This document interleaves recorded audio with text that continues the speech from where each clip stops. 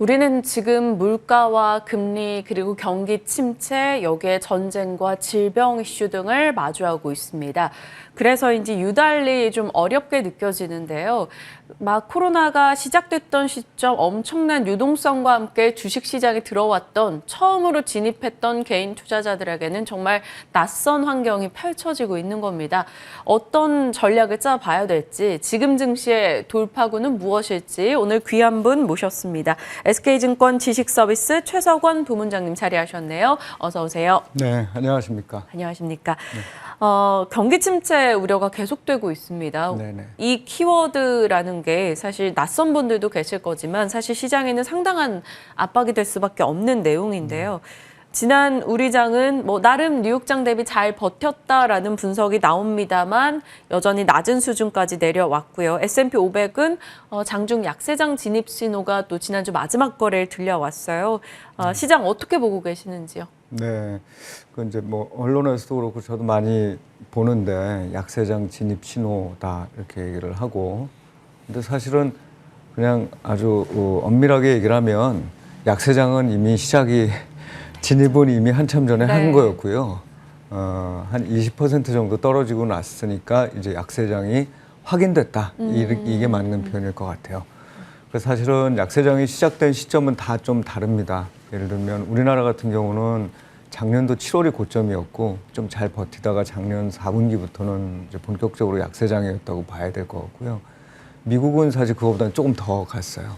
그리고 그 이후에 이제 약세장이 올해 1분기부터는 시작됐다라고 생각할 수 있는데, 약세장이 시작되는 거는 이 증시라는 게 기본적으로 두 가지 힘에 의해서 이제 크게 여러 가지 요인들이 있지만 이렇게 나눠보면, 하나는 경제가 좋아야 되죠. 경제가 좋아야 기업 이익도 늘어날 거고, 그 기업 이익이 늘어나야 결국은 기업의 밸류에이션 계산할 때 밸류에이션이 동일해도 어쨌든 전체 기업의 가치가 커지는 거고, 또 하나는 동일한 이익에 대해서 사람들이 생각하는 게 달라질 때인데, 그때는 이제 장기적으로 좀 안정적으로 성장이 가능하다든지.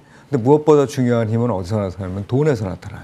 그래서 경기와 돈, 그 두 가지, 특히 이제 돈이라는 것은 금리와도 관련이 있는 거죠. 이게 사이클을 이렇게 흐르면서 가는데, 지난 한 코로나19 이후에 2년간 굉장히 많은 돈과 또 굉장히 많은 기대감이 반영이 돼서 경기도 회복되고 유동성도 많은 장이었는데, 그게 이제 어찌 보면 유동성은 이미 빼기 시작했다 이렇게 볼 수 있고, 문제는 사람들이 경기가 좋을 거냐 나쁠 거냐인데 좋지는 않을 것 같아요. 그죠? 예, 왜냐하면 돈을 빼고 있으니까 좋지는 않을 것 같은데, 이제 그 정도에 대한 반응을 해놓고 사람들은 고민하는 중인 겁니다.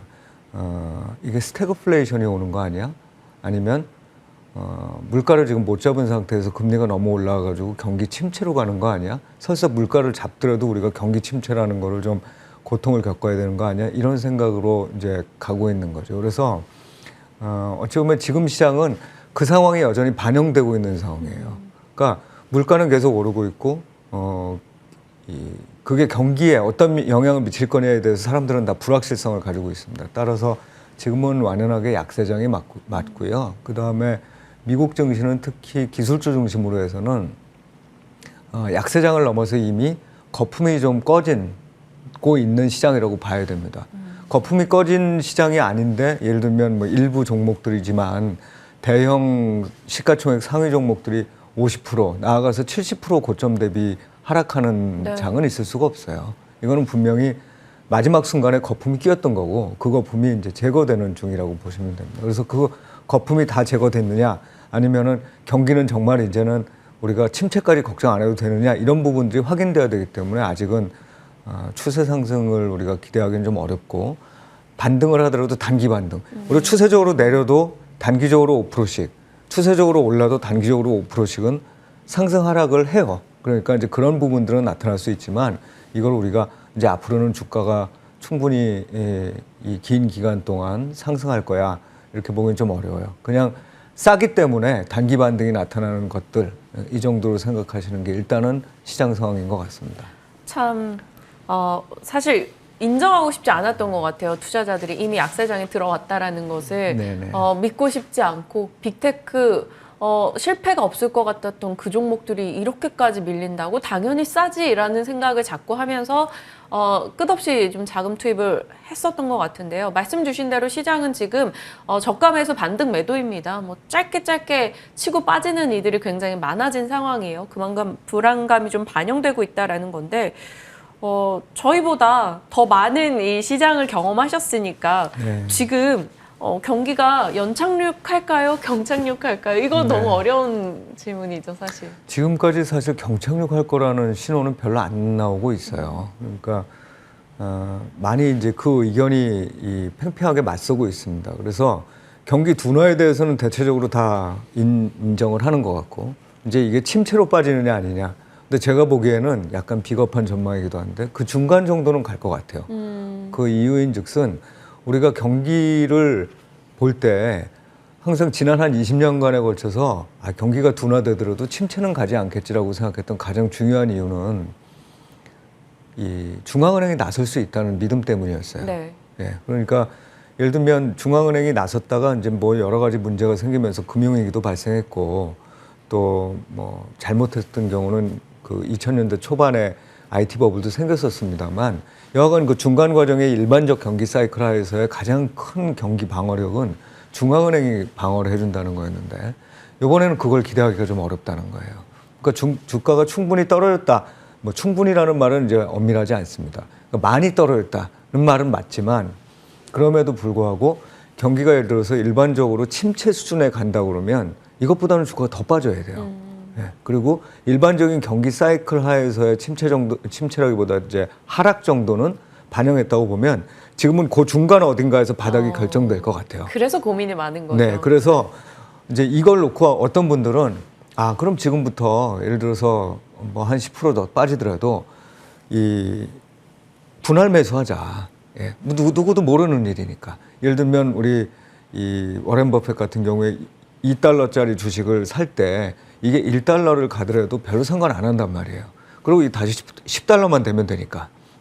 그런 것처럼 저가로 갈 때 자꾸 매수해서 장기 보유하면 되지 않겠냐. 이런 거 충분히 생각할 수 있는 장이 맞습니다. 근데 문제는 그만큼 워렌 버핏만큼 견딜 수 있을 거냐의 문제이기도 해요. 그래서 맞아요. 그러실 수 있는 분은 그렇게 하시면 되는데 지금 현재 장이 바로 되돌아설 거다라고 판단하기에 우리가 어렵다고 보는 건 결국은 연준이 나설 수가 없다. 또는 한국은행도 나서기가 어렵다. 이런 상황이기 때문이기도 합니다. 그런 모멘텀에 대한 기대치는 조금 낮춰가야 될 것 같아요. 투자 전략을 네. 반영할 때. 자, 그렇다면 시장에서는 색다른 모멘텀을 또 계속해서 원할 겁니다. 때마침 그 상황에서 알맞게 우리에게 찾아와줬던 게 한미 정상회담 또 네. 바이든 대통령의 방한 이슈였습니다.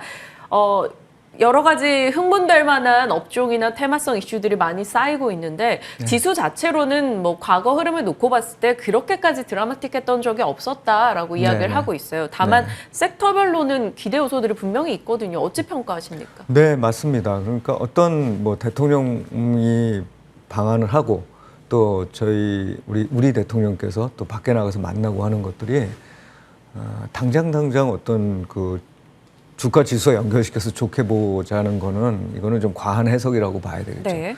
근데 그럼에도 불구하고 굉장히 이 미묘한 시점에 아주 좀 과거와는 다른 독특한 방식으로 이 만남이 성사가 됐다는 점에서는 좀 기대를 가질 부분도 있는 것 같아요. 왜냐하면 시장 자체가 그거에 대한 우려도 하고 있었거든요. 네. 그러니까 우리나라 시장이라는 게 기본적으로 뭐 경기에 대한 부분도 있지만 또 하나 좀 중요한 이슈 중에 하나가 지금 모두 다 보면은 세계가 블록화되고 있고 또 생산망, 공급망이죠. 그게 이제 새롭게 어찌 보면은 좀 형성되고 있고 또 공급망 이슈라는 게 계속 우리를 괴롭히고 있는데 그 미국도 똑같은 거예요. 우리도 똑같고 미국도 같으니까 그 이해관계가 맞아서 대통령 취임하자마자 가장 빠른 시점에 그것도 아시아를 방문하면서 가장 먼저 한국을 찾았다. 이거는 이제 우리가 그만큼 어떤 미국이 원하는 걸 갖고 있다는 측면도 되겠죠. 그래서 요 두 가지 측면이 잘 맞아떨어지고 있기 때문에 이전에 비해서는 저도 좀 기대는 갖고 있습니다. 물론 이제 모든 부분이 다 그러지는 않겠지만 네. 말씀하신 대로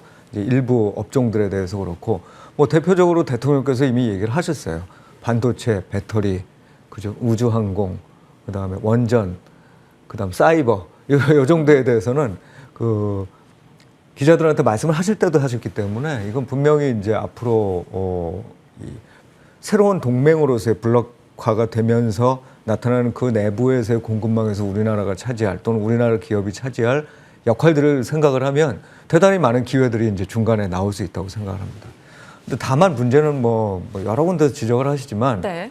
이거에 대해서 과연 북한이나 또는 중국과 같이 그 반대쪽 블록이라고 우리가 이제 생각을 하는, 안 그랬으면 좋겠는데 그런 블록이라고 생각하는 이제 나라들에서 어떤 반응들이 나올지 모르는 거죠. 이번 IPF 출범도 그렇죠. 예, IPF는 이제 뭐 중국 입장에서 보면은 중국이 세계에서, 우리나라도 마찬가지지만 세계에서 대단히 큰 공급자, 소재 공급자이기도 하고 중간재 공급자이기도 한데 우리나라도 그걸 받아 쓴단 말이죠. 근데 이제 그런 거를 받아 쓰는 나라가 갑자기 공급망과 관련해서 새롭게 형성되는 미국 주도의 어떤 공급망 또는 안보, 경제 안보겠죠. 경제 안보와 관련된 동맹을 하겠다. 이제 이런 부분들이 프레임워크라고 얘기는 돼 있습니다만 어쨌든 인식은 그렇게 가질 수밖에 없다는 거예요. 그래서 그렇게 될 때 뭐 소비재를 안 사겠다 뭐 이런 것까지는 좋은데 우리나라가 중국에 지금 IT 이 제품 수출하는 게 전체 중국에 수출하는 것 중에 한 40% 이상 된단 말이에요. 네. 게다가 우리나라는 중국에 대한 수출 의존도가 25% 정도 된단 말이죠. 홍콩까지 치면 더 크단 말이에요. 그러면 이런 부분들에 실질적으로 영향을 미칠 수 있는 부분이 있어서 요거는 이제 그렇게 좋은 부분과 나쁜 부분이 이렇게 뒤섞여 있는데 우리 이 외교가 어떻게 해나가느냐에 따라서 달라질 수 있는 부분이다. 단지 단기적으로는 좀 기대를 가져봐도 좋지 않나라는 생각을 갖고 있어요. 네, 알겠습니다. 눈여겨볼 만한 섹터야 사실 뭐 저희 방송이나 언론을 통해서 굉장히 많이 거론이 됐었고요. 뭐 삼성 쪽에서는 또 추가된 뭐 새벽 이슈가 하나 더 있기는 한데요. 미국 텍사스주에 세금 혜택 신청을 냈다라고 합니다. 그쪽에 또 새롭게 공장을 세우고 무언가를 할 수 있지 않을까라는 기대감, 그렇다면 결국 종목으로 봤을 때는 소부장 이런 쪽에 연결고리가 또 생성될 수도 있는데요. 섹터에 대한 기대는 분명히 나왔으나 또 지켜볼 포인트들은 많다라는 게 되겠죠. 다음 이슈 좀 본다면 결국에는 이러한 경기 부담 등을 안고 가는 우리 증시 하반기 흐름이 어떻게 될 것인가, 이게 개인 투자자들은 제일 궁금한 것 같아요. 네, 결국은 몇 가지가 이렇게 저도 확실하게 얘기를 드렸으면 좋겠는데 확실하게 얘기 드리기가 어려운 게 물가가 상승하고 있는 게 언제 꺾일 것이냐. 그래서 사람들이 이제는 좀 물가가 비록 과거보다는 높아도 이제는 우리가 좀 신경을 덜 쓰고 또 중앙은행도 이것과 더불어서 물가와 더불어서 경기와 자산시장에도 조금 더 관심을 갖게 되는 그런 시기가 언제일까가 일단 제일 중요하고, 또 경기라는 게 금리가 높아져서이기도 하지만 물가라는 게 그 자체로 가격 효과를 가지면서 경기를 이렇게 끌어내리는 효과들이 있단 말이에요. 이 두 가지가 아니라는 것. 그러니까 경기는 잘 방어가 되고 그래도 물가는 좀 안정적으로 떨어지고 이게 보여야 주가가 이제 상승하기 시작할 거예요. 그 전까지의 주가 흐름은 제가 보기에는 박스권이라고 보는 게 맞습니다. 그 박스권의 하단을 지지하는 건 뭐냐? 가격이 이미 많이 떨어졌다는 많이 거예요. 빠졌다, 네. 그러면 위쪽을 방어하는 건 뭐냐면 경기가 실제로는 좀 둔화되기 시작할 텐데 누구도 여기에 대해서 물가가 떨어지기 전까지는 이제는 뭐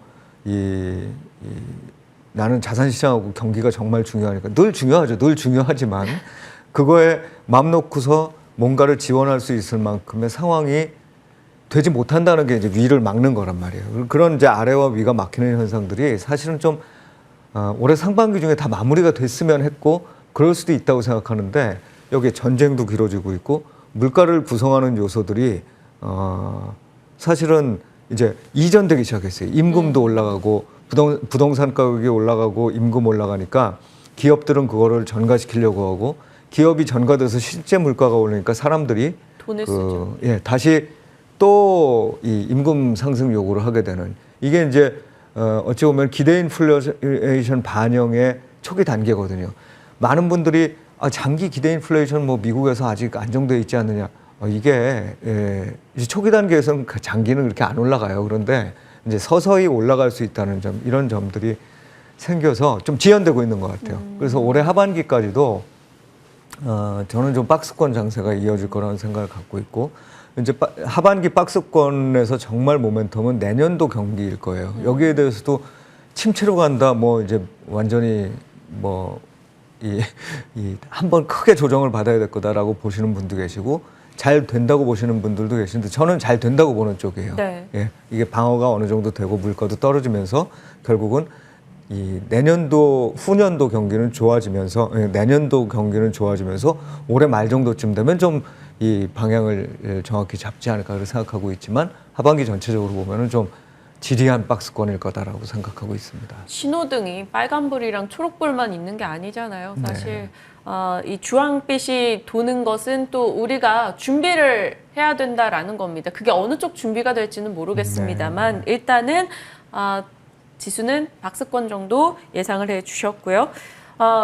증시에 대한 메리트가 떨어졌어요. 그러면 뭐 채권이라던가 금이라던가 아니면 뭐 최근에 몇 년간은 암호화폐 시장이 대안이 되기도 했었고 이런 대안처가 좀 있어야 되는데 네. 얼마 전에 해외 IB에서 대안이 없다라고 해서 개인 투자자들이 그래서 힘들다라고 얘기를 하는데 네. 정말 많이 공감을 하거든요. 네. 그런 쪽이 다 흔들리고 그나마 그래서 결국엔 또 부동산인가? 이러다 보니까 사람들이 또 집을 바라보고 있고 막 이런 네. 상황이더라고요. 어느 쪽이 대안이 될 수 있을까요? 예, 말씀하신 대로 이런 유동성과 경기가 나빠지는 이런 이 시장, 특히나 그 과정에서 그 핵심 고리가 물가가 되는 시장에서는 사실상 없어요. 개인들이 이 편하게 접근할 수 있는 자산이 없습니다. 이제 기본적으로는 이런 생각을 가져야 돼요. 위험 자산은 어렵다. 위험 자산은 쉽지 않다. 그 다음에 채권도 금리가 오르니까 나쁘지만 장기 투자에서 채권의 명목 금리가 수치된다는 점은 분명히 중요한 이슈다. 왜냐하면 현금은 이자도 없잖아요, 수채. 네. 현금을 그냥 갖고 있는다는 건 현금을 갖고 있으면서 물가가 오르는 만큼 실제 가치가 떨어진다는 얘기예요. 네. 그러니까 설사 금리가 물가보다 낮다고 해도 금리를 수취하는 게 그냥 현금으로 보유하고 있는 것보다 낫습니다. 근데 그렇기 때문에 보면 기관 투자자들도 최근에 이제 막 미국도 금리가 오르다가 살짝 내리고 하는 것들이 뭐냐면 주식 못 하겠고 위험 자산 어려우니까 채권 쪽으로 일단 숨어가 있는 거예요. 비록 만족스럽지는 않지만 그렇게 피해가고 안전을 추구해야 되는 방향으로 가야 되고 대신에 우리가 한 가지 생각해야 될 거는 과거에 제가 한 10여 년간으로 이렇게 나눠서 보잖아요. 그러면 증시가 굉장히 아웃퍼폼했던 시기가 있고 반면에 원자재가 아웃퍼폼했던 시기가 이렇게 반복적으로 나타납니다. 그래서 이제 저희는 이게 지금 원자재가 상당히 아웃퍼폼하는 시기에 우리가 좀 진입한 거 아니냐. 그게 벌써 이제 한 작년부터 해가지고 6개월 이상 진입한 거 아니냐 싶고 초기에 전쟁 때문에 문제인데 그게 아니라 실제로 그런 시기라면 사실은 주식을 좀 줄이고 원자재 관련된 비중을 늘려놓는 그 원자재를 사실 직접 우리가 살 수는 없잖아요. 그런데 원자재 관련돼서 예를 들면 그 ETF라든지 또는 원자재 관련 주식이라든지 이런 것들에 관심을 갖는 게 좋겠죠. 네. 그리고 원자재 관련 쪽과 앞서 얘기 주셨던 한미 정상회담 관련해서 반도체 배터리 이런 쪽도 네. 관심을 계속 끌고 가야 되는 거고 그럼 그 외에는 리오프닝 관련한 이슈는 어찌 보시는지? 네, 리오프닝 관련된 이슈 중요합니다. 그러니까 지금부터는 장 전체는 위험 자산에 어려운데 아이디어를 좀 찾아가야 되는 거잖아요. 주식을 그렇다고 완전히 100% 줄이는 것도 방법은 아니에요. 왜냐하면 주식이라는 건 그 나름대로 명목 가치를 반영하기 때문에 물가에 대해서 상대적으로 잘 방어하는 잘만 고를 경우에 그런데 그러면 우리가 물가가 오를 때 좋은 것들을 해야 되잖아요. 그래서 이제 원자재 말씀을 드리는 거고 그 다음에 금리가 오를 때 괜찮은 걸 말씀을 드리는 거고 또 운송이나 여행 같이 지금은 약간 독특하게 리오프닝이 되면서 아웃퍼폼할 수 있는 제가 요즘 보니까 해외 나가는 비행기가 굉장히 가격이 오르고 있어요. 그래서 이런 쪽에 있어서의 어떤 수혜를 받을 수 있는 것. 그 다음에 이제 마지막으로는 아까 말씀하셨던 한미 정상회담과 관련해서 새로운 기회가 나타날 수 있는 이런 것들을 좀 주시해서 보시는 게 지금으로서는 좋다 이렇게 생각합니다. 솔직하게 말씀 주셨어요. 시장에 대한 전망 도와주셨고요. 그리고 그 가운데서 그래도 기대치를 가지고 갈 수 있을 만한 섹터 관전 포인트로 잡아주셨으니까요. 점검하시길 바랍니다. 자, 오늘 SK증권 지식서비스 최석원 부문장님과 함께 전략 챙겨봤습니다. 고맙습니다. 네, 감사합니다.